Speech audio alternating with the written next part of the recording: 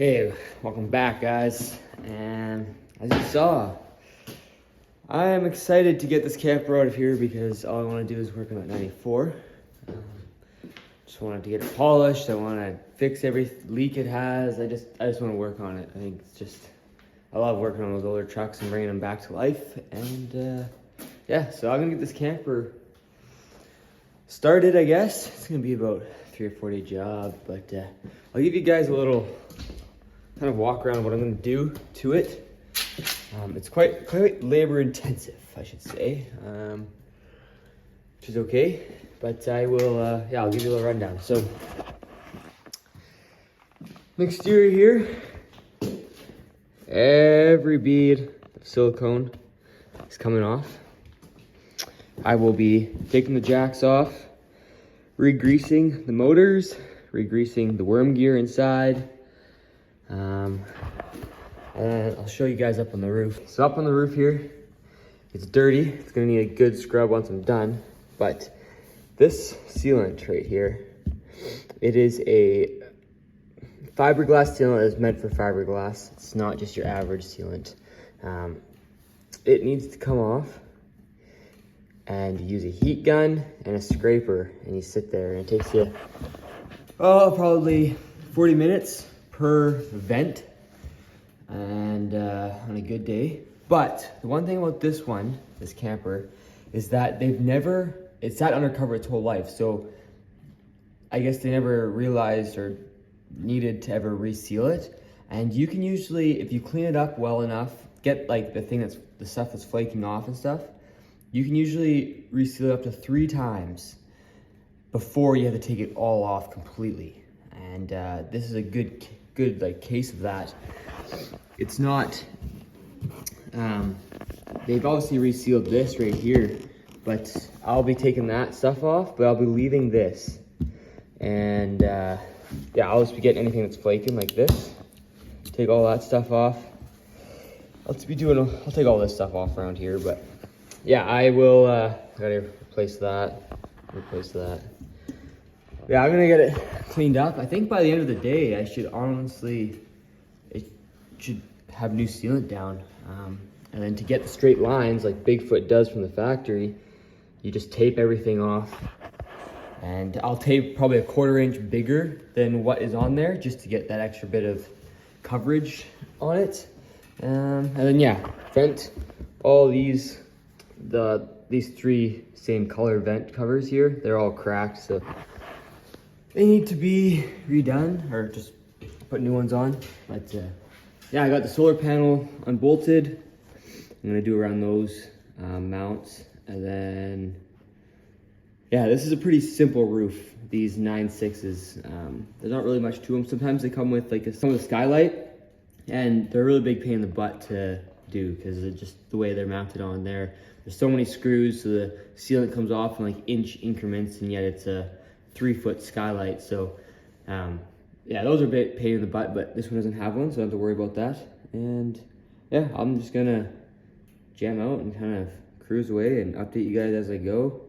And yeah, it's just a kind of I don't think you have to be professional. You just kind of have to have the mindset to put your nose down and just grind for a bit, and it gets tedious, and that's really about it. Anyways, if I stumble across something that needs else to be fixed, I'll let you guys know, and I'll bring you guys along in the whole process. This will be a whole video start to finish, so I don't want to drag this one out for too long. It's been a long day, and my hands hurt, my knees hurt, but the roof is fully done. Not done as in finished, but fully taken apart. So that's it. These were all butchered, so I got new ones, new fridge vent and the base. Took the solar panel apart. But yeah, it's pretty much, just take all the sealant off. Around all the screws, you gotta make sure that when you reseal them, that the screws around each one is properly done, or it will leak. Yeah, every single thing around here. And how I do it is with a heat gun and you just go back and forth like probably 3 inches. Go back and forth for like 10-15 seconds, and then you take a scraper, and you're gonna have to keep sharpening it with the grinder because it will get dull. So then you take a scraper and you just scrape along and scrape it up and scrape around the screws. It's tedious, not overly enjoyable, but when it's done it feels good, and it'll last a long time. But the whole roof is fully peeled, so all the sealant is taken off, and yeah, it's ready just to be. I'll take the air wand, I'll blow the whole roof off, and then I'll use some paint thinner, wipe every spot around every vent, probably 4 inches away from the vent all the way around, and then I'll tape it all off, and then we'll cover what we use to seal it, and so on and so forth. But yeah, that's just a little update of how that goes. It's pretty straightforward. That's really all the tools you need is a heat gun, a little scraper. You could use screwdrivers or a drill to take some screws out if you need. And then yeah, a grinder, a way to sharpen that. A little scraper is very handy. And yeah, we'll just keep chugging along next week. All right, back at it today. And yeah, I've blown off the roof, the air compressor, and I got these vent caps mounted back on there. All nicely done. If you use a heat gun and you warm up the plastic before you put it on there, especially in the corners where it kind of rolls and stuff, when you screw it down, it actually wants to form and stuff, and then it will, as it cools down, it will kind of form to that. So that's one handy tip I found, that especially on this one right here, like it's like right on the corner.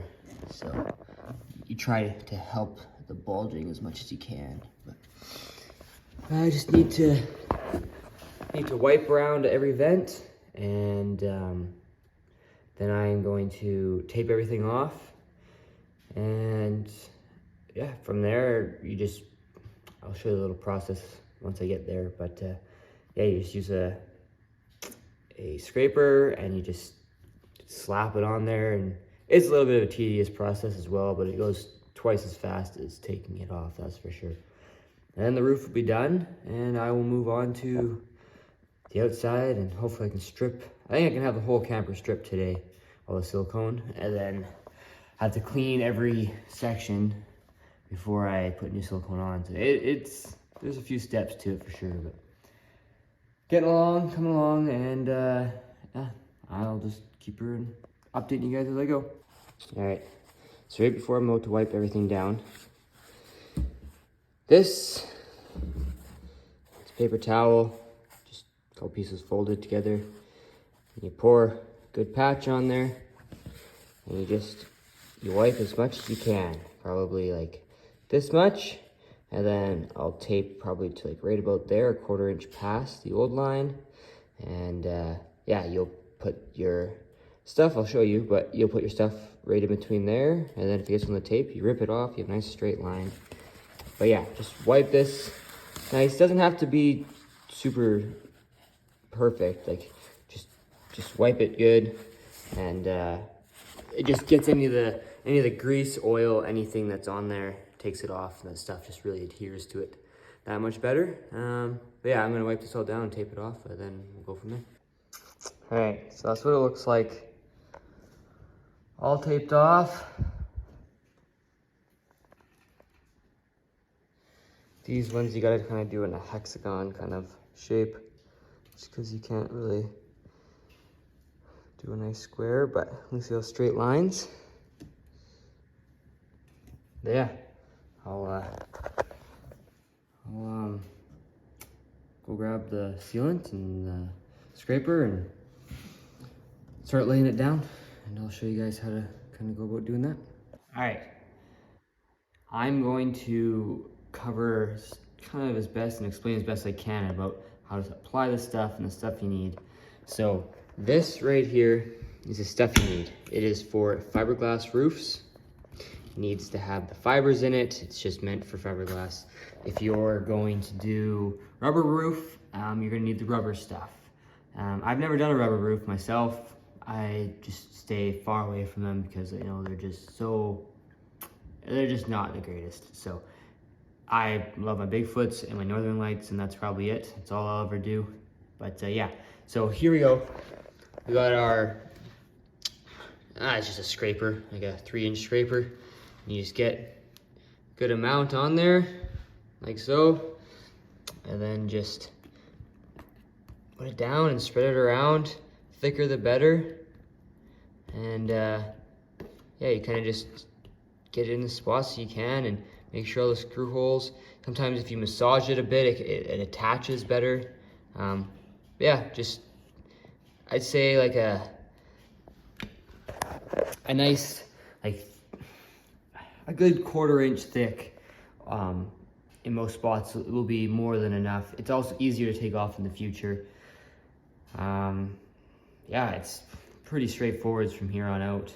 And even after you're done, say the final bit, go back to the beginning, and usually the air bubbles will come through in some spots and they'll like make a little bubble, and you have to pop them and just kind of fill it in and stuff. It doesn't hurt to put this stuff over top of even like 6-month-old stuff just to cover up some holes or something. But yeah, just I would say after you're done, a couple days later, just go back and check, make sure there's no air bubbles anywhere that have come through. And then from there, just, yeah, stay on top of it. I'd always check like every 6 months and just make sure that just everything's looking good, and make sure your vents haven't cracked through winter storms or something stupid hasn't happened.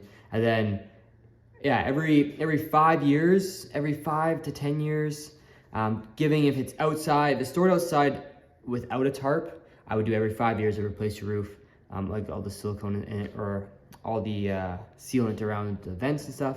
And I would do every 10 years if it was stored inside or just well covered all the time, just so the weather wasn't getting at it. I've seen some of this stuff that is like 20-year-old campers that have been indoors their whole life and the roof still looks brand new. So like I wouldn't even touch it at that point. So just kind of keep in mind, the less sun, the less weather that sees it, the better off it is. And yeah, silicone on the outside, that's every 10 years.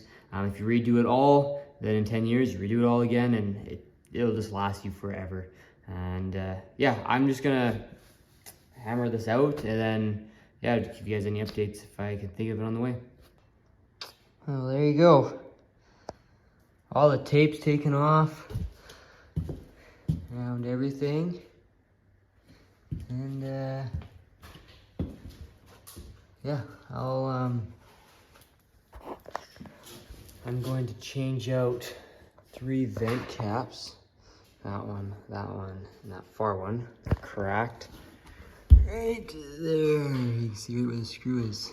All 3 of them in the same spot. So before that gets any worse, I'll replace those. And yeah, I'm gonna put the solar panel back on, and the fridge vent cap. I'm just gonna button the whole roof up, and then I'll start moving on to the silicone. But it's fully done. Took me about an hour and a half to do. Goes much faster than taking it off, that's for sure. And it's dang rewarding once your tape's all off and it all looks done and nice. So I'm gonna button this thing up and move on to the rest of the camper. Quick little one. That's those bubbles I was talking about. So, you know, if I pop it, see how that's all open, exposed? So if you just take it and kind of massage it in there, cover it up nice again, she's done. Yeah, those are, they'll catch you off guard, and next thing you know, it could possibly leak through there. So just take your time and walk over it a few times, and just before you think you're totally done, just give it an extra look. And it's super easy to fix them. But yeah, it helps when you really massage it in there. It helps stop those, just where that lip is, really, because that's where the air can kind of get trapped in there. But anyways, thought I would show you guys. All right, for these vent covers, I always put silicone, dab of silicone in each one of these. These are where the screws go. And then once you put your screw down in there, put a dab of silicone in there, drop your screw in, screw it in, and then fill this hole right full and then smear it around the outside. That'll just stop any water. These Bigfoots are so good, but just a little bit of water that can get in, if you can prevent it, then your camper will last you forever. I did that on the bathroom vent caps as well. Any little bit of seepage you can possibly get in there, you're better off siliconing it. And this is the same silicone Bigfoot uses to this day. This is the stuff they started with, it's the stuff they still use. It is the only stuff to use. The white and the clear is what they use. And I use it just for everything all around the house, anything. It's expensive, but it literally works. It doesn't discolor, it doesn't turn yellow, nothing. And it is good for what is it? 200 degrees and -50, I believe. So this stuff is extremely flexible. Yeah, 50-year durability and -46 and 236 degrees. So it is super flexible stuff and is great for these all-weather campers. There we go. I'm going to be cleaning the roof and I'll show you how to do that as well to get all this grime off of it. I'll do that at the very end though, once everything's done. Fridge vents on, solar panels back on, everything's cleaned up. See the silicone here I was talking about, filled that screw hole. That one as well. Yeah, it's clean, done. Time to move on to the silicone and the jacks. I gotta fill all the jacks as well. Yeah, I'm just gonna keep going for it. Okay, the outside silicone. Around windows, around all the compartments. What you're gonna need to take it off is a piece of laminate.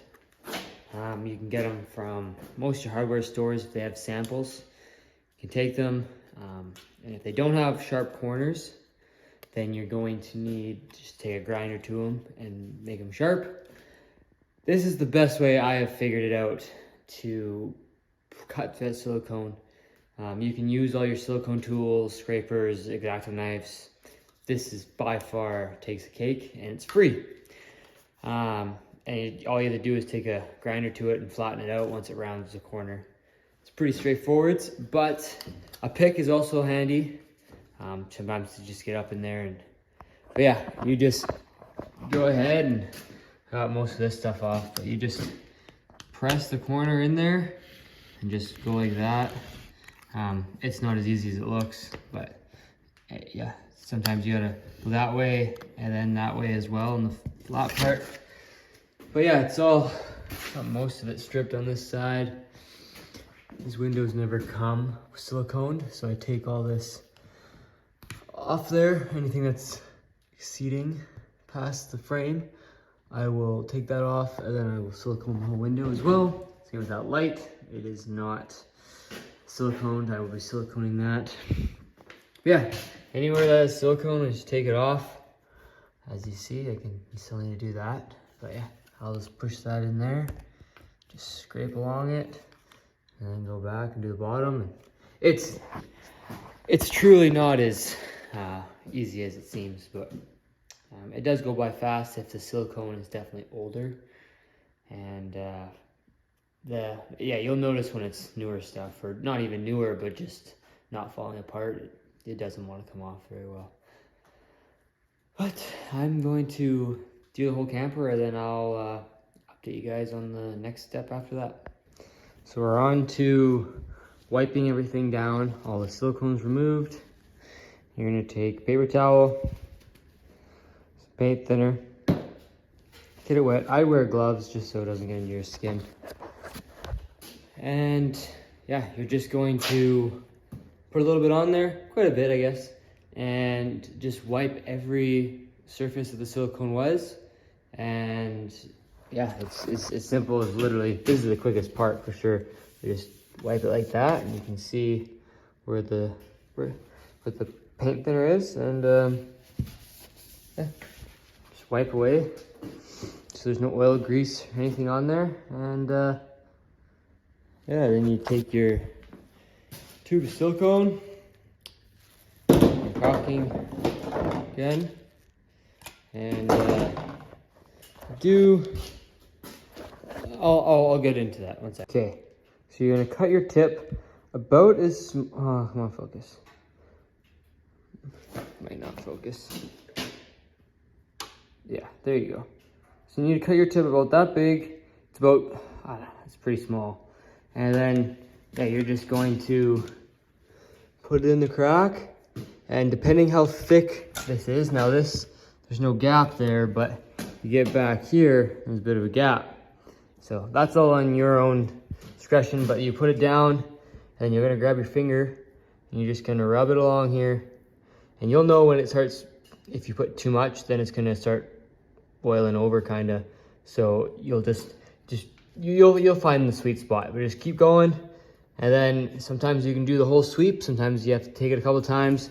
And then the rags that you wiped everything down with, you can just wipe it all the silicone on there. And yeah, from there you just keep doing that.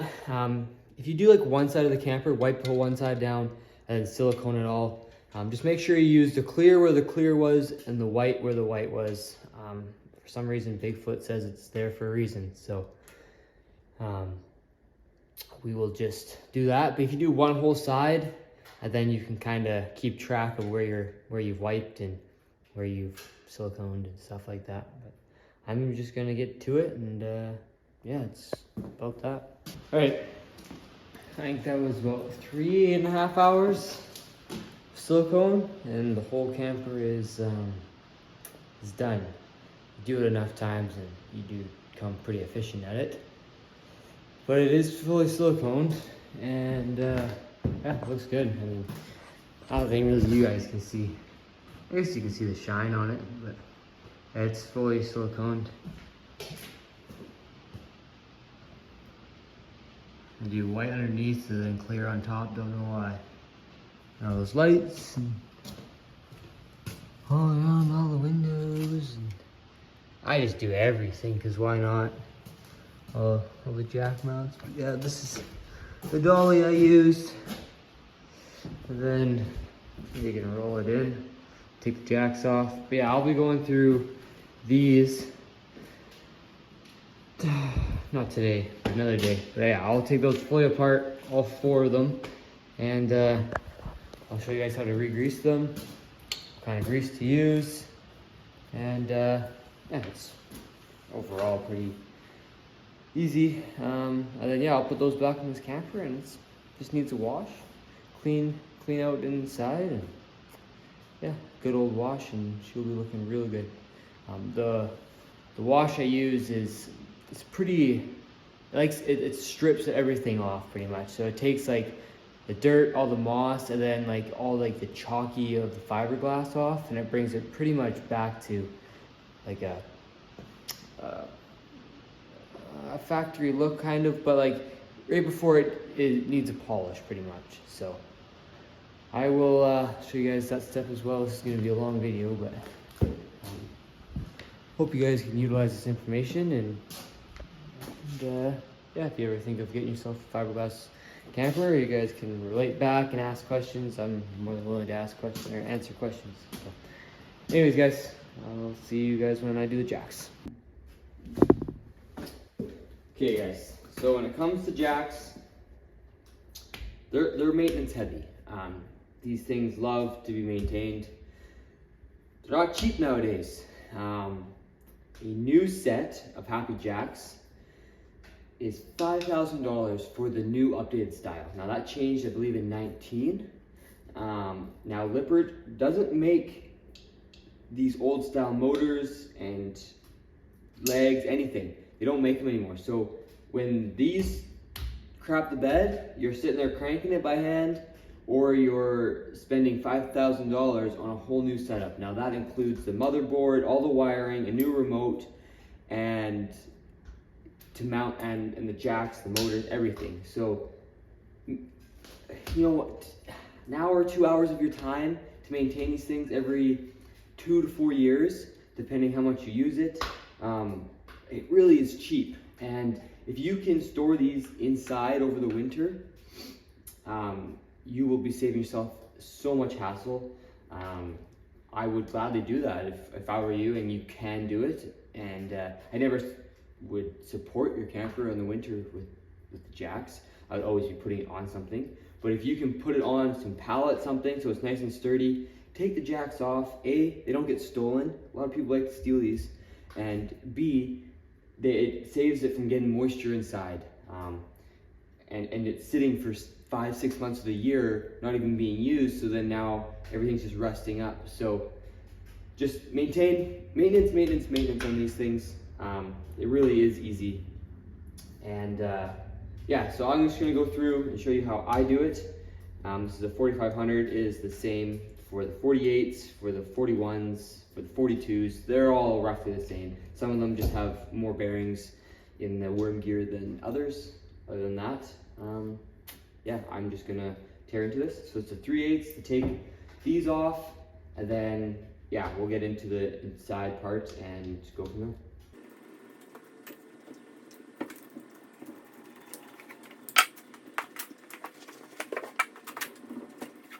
The motor comes off pretty easy. I'll go through that still. And then yeah, inside here you have a spring, and then that's like your adapter that runs the worm gear from the motor. And I will take that all out. You're gonna want to probably wear gloves for this. I'll throw some on once I get into it, but you put on a nice piece of paper towel, you can put everything away. Okay, so now the gear that drives this, there's a little spring clip. I don't know if you guys can see. There's a little spring clip right there. If you guys can't see, well, you guys know what I'm talking about. I'll pull it out.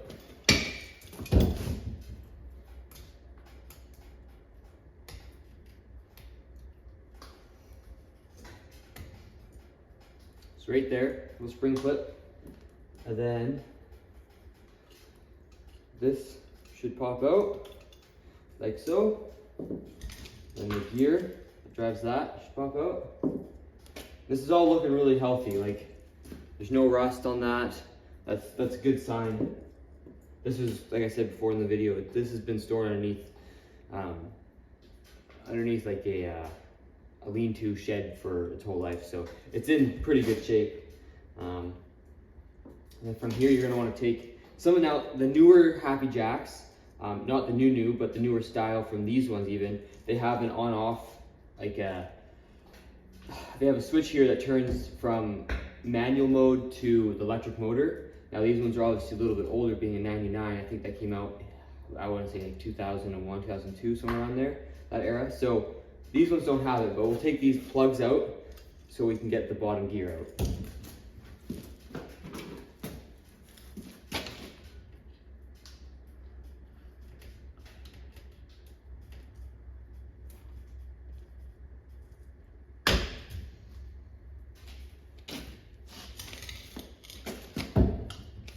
Now I'm just prying against the shaft that's in there against the plug. And it takes a little bit of effort, but it pops out.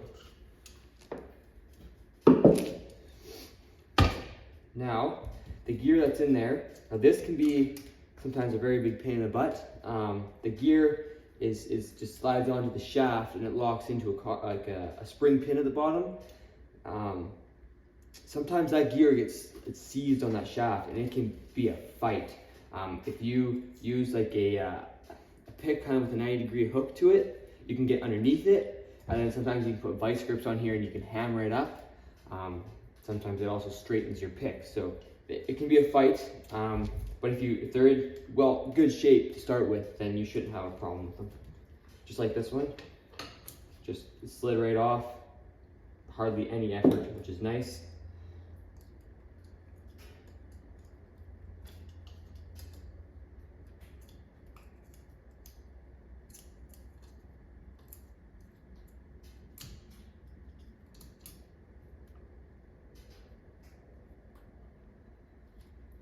There's that little spring pin that's in there. And it sits right in here at the bottom of that gear.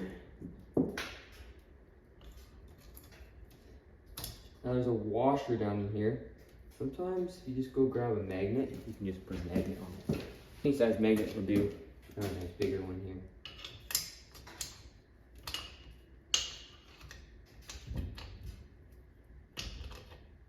There's the washer. Now sometimes on the bigger models, 4800s, they have, that would be actually a bearing up top. And that's just for extra weight capacity, really. So now, this should just come out, just like so.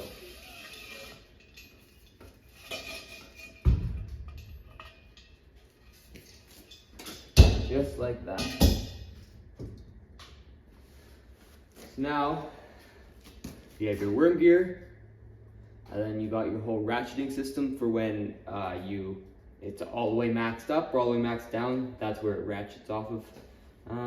And yeah, there's from there you're just going to, I'll put this in the vise, I'll spin it all the way out with a drill, and then I'll put white lithium grease on there, and I'll show you stuff right.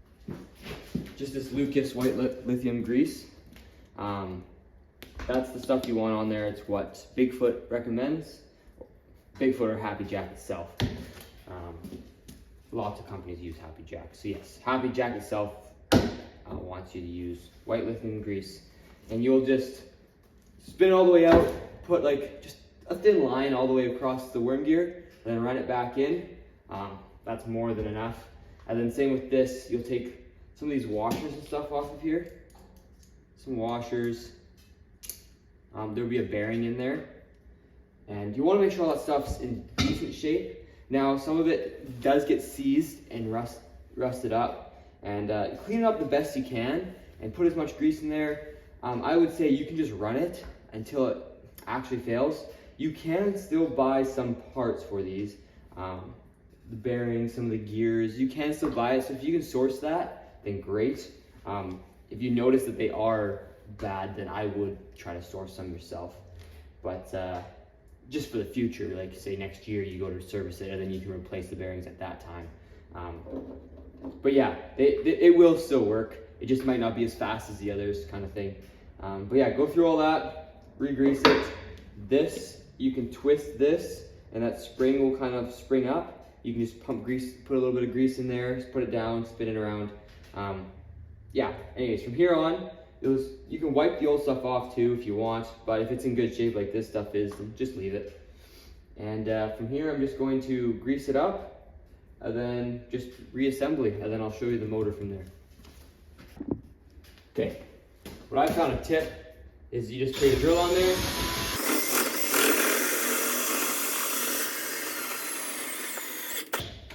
There you go, pretty straightforward. And I'll take this, just run a quick thin line along it all. Make sure it actually stays on there.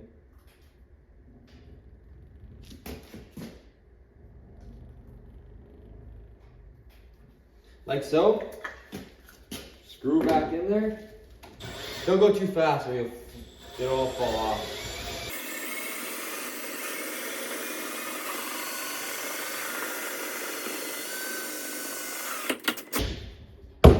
There you go. Now I'll just grease this up and then we'll move on to the motor. Okay, so hopefully you guys can see this, but if you hold the worm gear itself and you spin, you just pull back on this the spring here, there's a bearing in there. You can see it. You can pop this spring out if you want, but if it's in good shape, just leave it in there.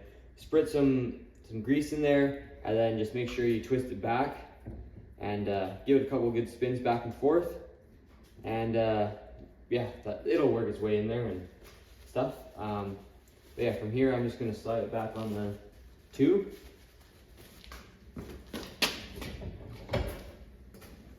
Make sure this round part of the foot is in line with the 45 for the label. You can also go off of wherever the hand crank port is.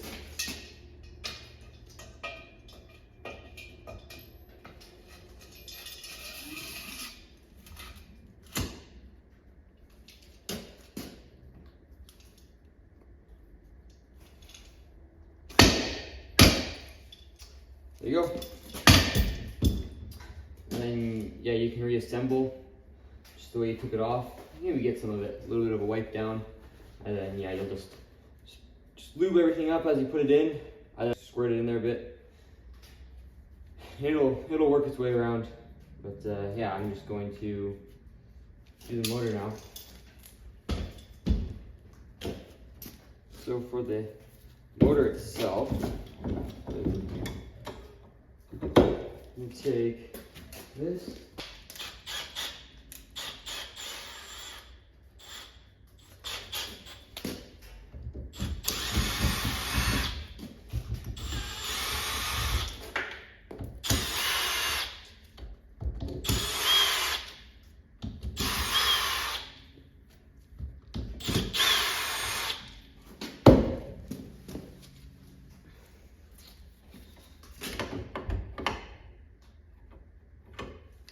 There you go.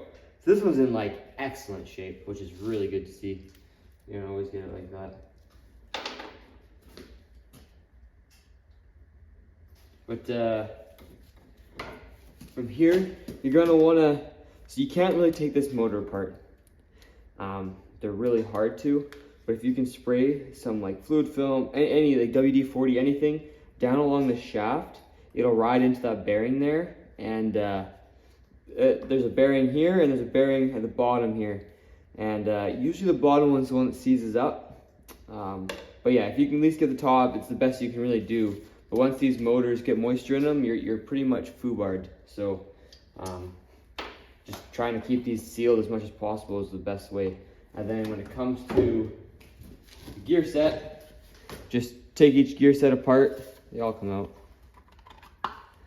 Just take them, kind of separate them. You can see how that one's kind of not so much grease anymore. It's more turned into like a paste. So I'll wipe that one down, and then I'll lube this all up again, put it back together, and that's really the extent of it. It doesn't take that long. Maybe the right tools help, but yeah, that's really the only way you're gonna keep these at a living state. I think that's pretty much all I have for the Happy Jack. Just put everything back together the way it came apart, and yeah, if you guys have any questions, throw it in the comments. I'm free to answer any of those questions.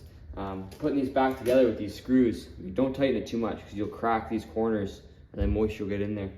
So what I've done in the past as well is you take silicone once it's all back together, and you silicone this outer bit onto here, and same with this motor right here. You can silicone all that with that same silicone we use for the camper, and it just helps any moisture to get in there. That's the biggest killer for these, just moisture.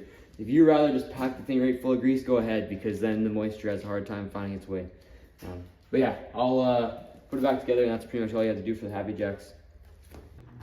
Alright, this is what the motor will look like when it's done. And now I do correct myself. I said that spring inside here was the ratcheting system. No, I don't know why I thought that, because this is. Whenever you go up, all the way up, and it goes click, click, click, click, click, that's this right here, that's ratcheting. And sometimes I can fail, so don't do that very often, but that is the saving grace. Is instead of pulling something else, this does have a little bit of give, and it will ratchet like that. And you can tighten it if you feel like it's too loose and it's doing it even under just a light load. You can tighten that nut and stiffen it a bit, but I don't suggest it. But that's what it should look like when you're done. You don't need too much, but just enough to cover all the metal areas where rust could start, and yeah, put it back together. Alright, so we're going to clean the outside of the camper now, and what I use is this right here. Just do the proper mixture, go on the heavy side of it, and then put it in a spray bottle, mix it with water, and it'll probably do 3 bottles per camper. Just spray the roof, and grab your choice of brush or broom. The thicker bristled broom is nicer for some of the stuff that's been caked on there for years.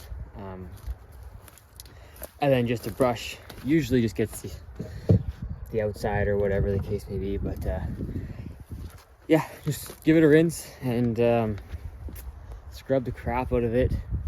Rinse it off, scrub it, rinse it, and then from there you should get pretty good results.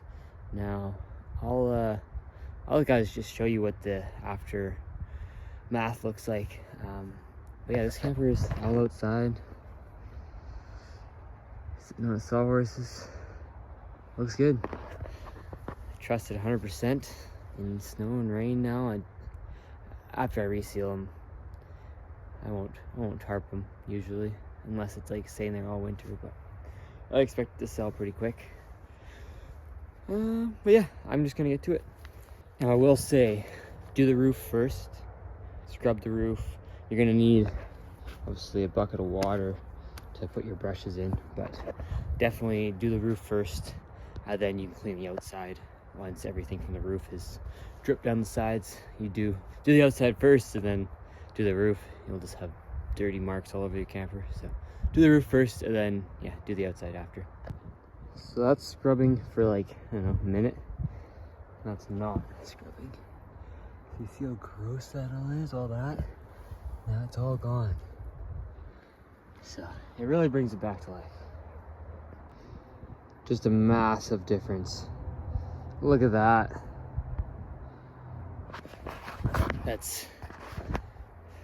And the whole outside will look like that. So it just has a shine. It kind of just brings back, it's like polishing without polishing it. Which you can polish these Bigfoots and it looks amazing. And the water will just beat off it and stuff, but that takes a lot of time. But yeah, it's so worth it. That took me probably all of 5 minutes to do that. You brush it on, or you spray it on, you brush it around. You don't have to wait really very long. And then, yeah, you spray it off and keep moving on. So it's turning out well, that's for sure. Look at that. Turned out pretty good. That's the difference. Pretty gross difference. For its first year since '99. First wash, I mean. Well, there she be. The finished product. It's gonna be a long video, that's for sure. Definitely took a few days. But yeah, that's fully done. And that is good for at least 10 years. If you treat it well, I don't see why it won't last you 10 years maintenance free. It's what it's involved in resealing your Bigfoot or Northern Light. And yeah, if you have any questions, throw them in the comments. I'll do my best to answer them. And if anyone's interested in this camper, shoot me a message. But it will be for sale in the Okanagan area of BC, Canada. Yeah, it's a tight unit. Fridge, everything works as it should. Has a decent battery in it, and yeah, solar panel. You saw it in the video. Like and subscribe, guys. If it's something you're interested in, then shoot me a comment. Yeah, whatever. I'm probably not going to do any other videos of Bigfoots. Maybe the drives going there, but I don't see anyone interested in watching me do this over and over. I can just do quick updates here and there throughout videos, but I'm not going to make a full video on this again. But other than that, I'm going to end this video here. And yeah, anyways, peace, guys.